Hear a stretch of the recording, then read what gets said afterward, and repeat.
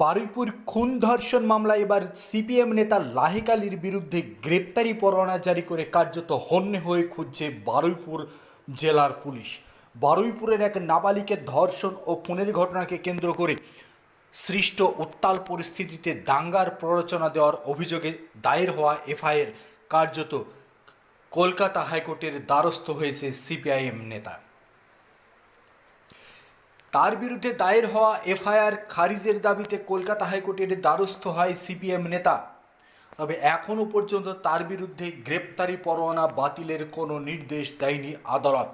ওই দিনের খুন ও ধর্ষণ মামলায় গত রবিবার থেকে বারুইপুর এলাকায় ব্যাপক অশান্তি ছড়িয়ে পড়ে।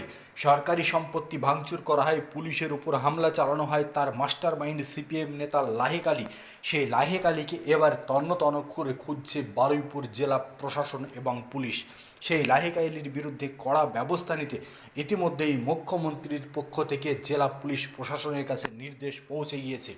সেই ঘটনায় এবার আদালতের দ্বারস্থ হয়েছেন সিপিএম নেতা। তবে এখনও পর্যন্ত তাকে গ্রেপ্তারির বিরুদ্ধে কোনো রক্ষাকবচ দেয়নি আদালত। লাহেক আলীর গ্রেপ্তারি শুধুমাত্র সময়ের অপেক্ষা।